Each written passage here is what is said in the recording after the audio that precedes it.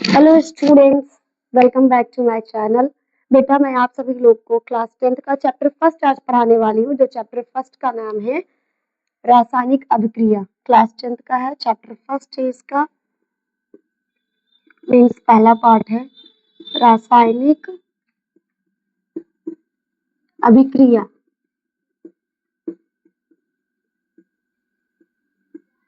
एवं समीकरण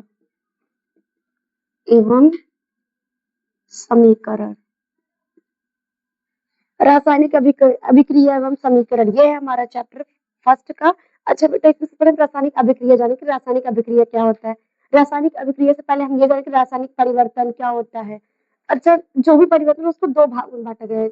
जो पदार्थ है, पदार्थ के परिवर्तन के बेस आधार पर उसको दो भागों में बांटा गया है। सबसे पहला है एक भौतिक परिवर्तन और दूसरा है रासायनिक परिवर्तन। भौतिक परिवर्तन क्या होता है बेटा कि उसमें भौतिक परिवर्तन में होता है कि जैसे उसमें आकार नहीं बदलता है, उसका गुण नहीं बदलता है, बस उसमें से एक नया पदार्थ मतलब वही सब कुछ वही रहता है, बस उससे थोड़ा सा अलग हट के बन जाता है। लेकिन रासायनिक परिवर्तन में उसमें संगठन होता है, उसमें नई अभिक्रिया बनती है, उसी को रासायनिक परिवर्तन में आ जाता है। अच्छा, अब हम बात करते हैं रासायनिक अभिक्रिया क्या होता है। अच्छा, रासायनिक परिवर्तन बेटा हो रहा है, ये आप कैसे जाने। पहले ये सुनिए कि रासायनिक अभिक्रिया, रासायनिक परिवर्तन हो रहा है, कैसे जानेंगे। उसमें देखिए नया पदार्थ मिलता है, जैसे दूध से दही का बनना, जंग लगना, है ना बेटा। उसके बाद कार्बन और ऑक्सीजन को मिला के कार्बन डाइऑक्साइड बन जाना, ये आपका हो गया। और उसके बाद बेटा ये आपका कार्बन डाइऑक्साइड हो गया, ये तो आपका है ही। अब इसके बाद इसमें रंग में परिवर्तन होता है, उसकी अवस्था में परिवर्तन हो जाए, उसका स्वाद बदल जाए, ये सभी चीजें जब आती है तो मतलब वो आपका रासायनिक परिवर्तन वहां पे हो रहा है। तो सबसे पहले बेटा अब इसमें हम पढ़ेंगे दो या दो से अधिक तत्व या यौगिक मिलकर एक नए पदार्थ का निर्माण करते हैं।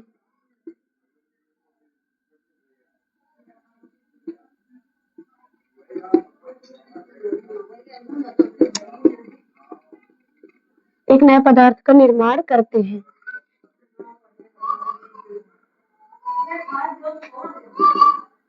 जिसमें देखो बेटा आपको इसमें अच्छा बेटा, इसमें मैंने कहा कि दो से अधिक तत्व या यौगिक तत्व में जैसे कि कार्बन हो गया, ऑक्सीजन। यहाँ देखिए बेटा ये H2O2 ये यहाँ पर अभिक्रिया हुआ। अब इसके बाद ये बन गया 2H2O, मतलब कि दो हाइड्रोजन के अणु हो गए, दो ऑक्सीजन के अणु हो गए, और ये बन गया यहाँ पे चार हाइड्रोजन दो ऑक्सीजन हो गए। अच्छा, यहाँ पर देखिए बेटा इन सभी में मतलब बराबर बराबर सारे अणु हैं नहीं है।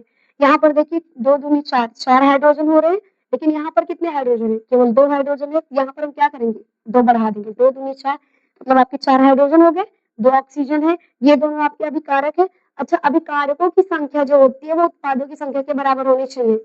जैसे आप लोग कोई चीज अगर ले रहे हो, दुकानदार से आप देखिए दो दो किलो कोई चीज ले रहे हो, घर आके अगर आप तौल रहे हो 2 किलो होगी तभी वो बराबर होगा ना। नहीं तो आपको सेटिस्फेक्शन होगा कि हाँ भाई हमने पैसे दिए और हमें बराबर मात्रा में मिली है वो चीज। अगर आपको बराबर मात्रा में नहीं मिलेगी तो आपको गुस्सा आएगा ही। वैसे देखिए यहाँ पर ये यहाँ पे जब चार है, यहाँ पर भी तो चार होना चाहिए। अच्छा, यहाँ पर चार था तो यहाँ आपका दो था, ये तो गलत हुआ ना इनके साथ भाई। इन्होंने ये केवल दो हाइड्रोजन दे रहे थे और आपने वहां पे चार हाइड्रोजन, मतलब आपने चोरी की होगी। तो आप यहाँ पे क्या किया, इन्होंने दो और कर दिया कि यहाँ दो दूनी चार, चार हाइड्रोजन हो गया, दो ऑक्सीजन हो गया। अब यहाँ पे भी देखिए दो दूनी चार, चार हाइड्रोजन दो ऑक्सीजन, ये आपका हो गया आंसर। यही है आपका संयोजन अभिक्रिया। अब हम बात करते हैं दूसरा वियोजन अभिक्रिया की।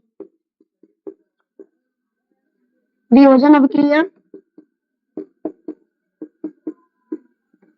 जिसे अपघटन अभिक्रिया भी कहते हैं। अपघटन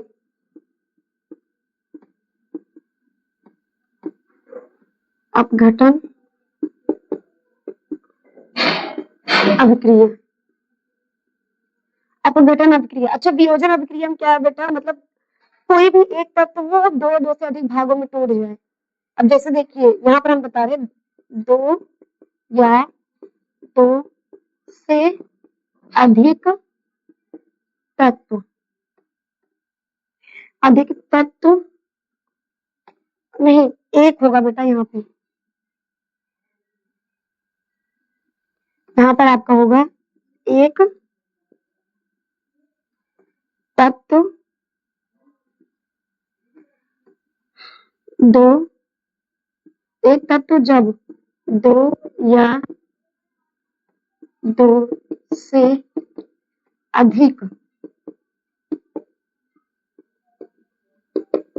तत्वों में टूट जाए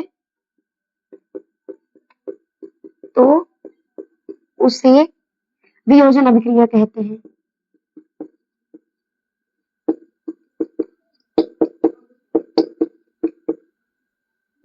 अभिक्रिया कहते ये है। वियोजन अभिक्रिया में क्या है, इसमें दो या दो से मतलब एक ही तत्व उसके दो या दो से अधिक पार्ट हो जाए। जैसे किसी कोई चीज ठोस में उसको आपने ऐसे टुकड़े टुकड़ों में तोड़ दिया तो वो आपके पास पहले वो एक ही मात्रा में आया था। जैसे आप लोग मान लीजिए कि जैसे कोई भी चीज, जैसे आप लोग का मान लीजिए यही हम ले लेते हैं कार्बन डाइऑक्साइड CO2 हमने ले लिया। अब इसी को हमने क्या किया, वियोजन अभिक्रिया में कर रहे हैं। तो अब यहाँ पर ये कार्बन प्लस ऑक्सीजन देखिए दो भागों में टूट गया या नहीं बेटा, दो भागों में टूट गया। देखिए कार्बन एक ही पदार्थ है हमारा, एक ही पदार्थ है ना, दो पदार्थ तो है नहीं यहाँ पर। यही वियोजन अभिक्रिया का है, मतलब एक ही पदार्थ उससे दो से अधिक पदार्थ में टूट जाए, वो आपका कहलाएगा वियोजन अभिक्रिया। 2H2 इसका भी यही कर सकते हैं, 2H2O यहाँ लिखिए, उसके बाद इन दोनों भागों में तोड़ दीजिए, ये आपका हो गया वियोजन अभिक्रिया। अच्छा इसमें अभिकारक क्या होगा, इसमें CO2 आपका अभिकारक होगा। जो अभिक्रिया में भाग लेता है उसे अभिकारक कहते हैं। उस अभिक्रिया के फलस्वरूप जो हमें प्राप्त होता है उसे कहते हैं उत्पाद। और अभिक्रिया की दर को बढ़ाने या घटाने का काम कौन करता है, उत्प्रेरक करता है। ये है इतना। अब इसके बाद बेटा ये दो पार्ट हमने समझा दिए इसके, संयोजन अभिक्रिया, वियोजन अभिक्रिया। अब हम बात करते हैं विस्थापन अभिक्रिया की। के जो परमाणु या अणु होते हैं वो किसी दूसरे पदार्थ के परमाणु या अणु के साथ जाके बैठ जाते हैं, मतलब उनके साथ अपना बॉन्ड बना लेते हैं। जैसे मान लीजिए कि अभी दो तीन बच्चे एक साथ बैठे, मान लीजिए दो बच्चे एक साथ बैठे, एक बच्चा अकेले बैठा हो, क्या करेगा, अब वो जो दो बच्चे एक साथ बैठे वहां से एक बच्चा उठ के जाके जो अकेले बैठा उसके साथ जाके बैठ जाए। तो यही इसमें सेम प्रोसेस है। इसमें वे अभिक्रिया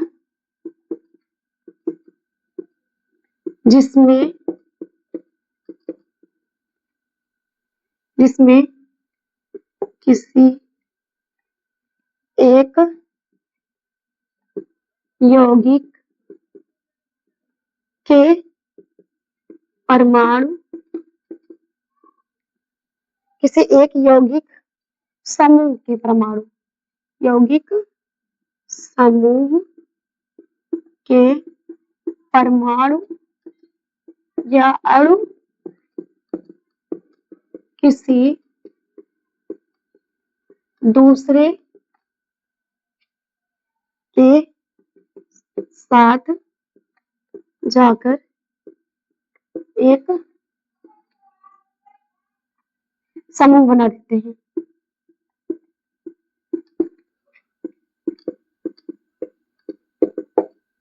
समूह बना देते हैं उसे कहते हैं बेटा, ये आपका हो गया सोडियम और ये हो गया 2HCl। अच्छा अब यहाँ पे देखिए हाइड्रोजन के साथ क्लोरीन ये वाला जो है इसके साथ आके विस्थापित हो गया ना। जब विस्थापित हो रहा है मतलब तो इस मतलब विस्थापन अभिक्रिया होगा, तो विस्थापन अभिक्रिया होगा। अच्छा एक बात और इसमें देखिए बेटा, जो यहाँ पे सोडियम, यहाँ पे देखिए दो हाइड्रोजन दो क्लोरीन है, यहाँ पर कितना केवल दो हाइड्रोजन है, लेकिन क्लोरीन के साथ कोई नंबर नहीं लगा, मतलब क्लोरीन एक है। अब इसलिए क्या करेंगे हम, 2 NaCl कर देंगे, दो सोडियम दो क्लोरीन हो गया।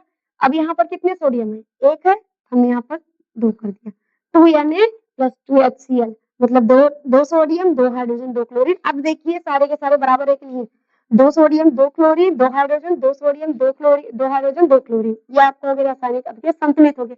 अच्छा जो इस तरह की जब मैंने ये दोनों तरफ की जो अणु की संख्या है उसके बराबर कर दिया मैंने, तो मतलब इसका मतलब ये संतुलित हो गए। अच्छा जो असंतुलित में क्या था, अभी तक जो यहाँ पे 2 नहीं लगा था, यहाँ पर भी 2 नहीं लगा था, यहाँ पर हमने इसके, लेकिन यहाँ पर देखिए यहाँ 2HCl लगा है, यहाँ पे दो हाइड्रोजन लगा है, तो इसका मतलब ये असंतुलित था। और जो असंतुलित समीकरण होता है उसे कहते हैं वो कंकाली समीकरण। कंकाली समीकरण भी कहते हैं बेटा, ये आप लोग ध्यान रखिएगा। जब अभिकारक और उत्पाद की जो अणुओं की संख्या होती है वो बराबर नहीं होती है तो उसे हम असंतुलित समीकरण कहते हैं। असंतुलित समीकरण को हम लोग कंकाली समीकरण के नाम से भी जानते हैं। ये है इसका। अब हम बेटा इसको यहाँ पर ये बराबर कर देते हैं, इसको संतुलित कर देते हैं। अब इसके बाद हम बात करते हैं जो चौथा वाला वो है द्विविस्थापन अभिक्रिया। द्विविस्थापन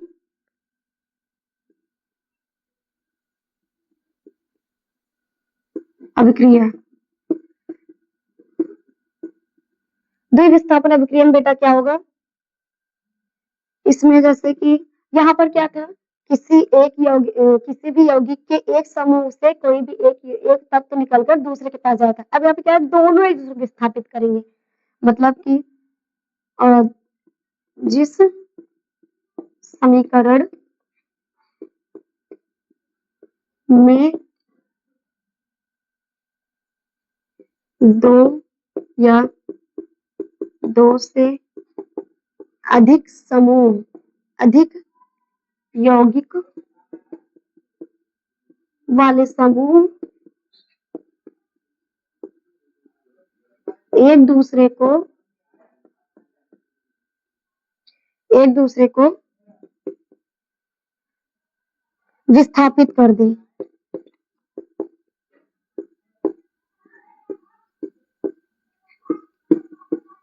उसे द्विविस्थापन अभिक्रिया कहते हैं।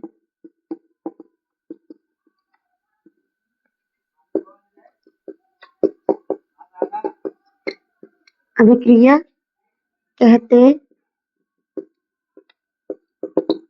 द्विविस्थापन अभिक्रिया कहते हैं। अच्छा बेटा, मैंने इसमें कहा ना, अभी तक देखिए एक समूह था, इससे हमने केवल एक तत्व को निकालकर दूसरे के साथ विस्थापित कर दिया, लेकिन अब हमें क्या करना है, दो या दो से ज्यादा समूह होंगे, उसमें उन सभी को विस्थापित कर दें, जैसे मैंने यहाँ पे कर दिया। इसका बेटा एग्जाम्पल है silver nitrate AgNO3 plus NaCl, silver nitrate plus NaCl। अब इन दोनों को देखिए कैसे करते हैं। अच्छा जो यहाँ पर देखिए बेटा, ये जो सिल्वर Ag हमेशा सिल्वर से डिनोट किया जाता है, मतलब प्रदर्शित होता है। Au हमेशा गोल्ड को प्रदर्शित करता है, मतलब सोने को। अब Ag अगर सोने के साथ हम लोग क्या कर देंगे, सिल्वर नाइट्रेट है, सिल्वर नाइट्रेट को अगर हम सिल्वर क्लोराइड बना दे तो ये आपका एक हो गया AgCl, सिल्वर नाइट्रेट हो गया। अब उसके बाद यहाँ पे NO3Cl, NaNO3 है, ये आपका हो गया NaNO3 सोडियम नाइट्रेट हो गया, ये आपका हो गया आंसर। बेटा ये देखिए दोनों समूह के देखिए एक एक तत्व विस्थापित हुए हैं। यहाँ पर देखिए ये आपका जो था ये इसके साथ आ गया, और ये जो था आपका ये इसके साथ आ गया। जब आ गया तो ये आपका देखिए दोनों जगह दोनों समूह विस्थापित हुए एक दूसरे को, इसका मतलब ये आपका हो गया द्विविस्थापन अभिक्रिया। यहाँ पर केवल एक समूह के एक ही तत्व को दूसरे के साथ विस्थापित कर रहे थे, इसलिए ये आपका विस्थापन अभिक्रिया कहला रहा था। आज के बेटा हम ये इतने टॉपिक्स पढ़ेंगे, कल हम लोग आगे के टॉपिक्स पढ़ेंगे। आप लोग इसके कुछ उदाहरण भी कमेंट में करिएगा, मैं जरूर देखूंगी। Thank you.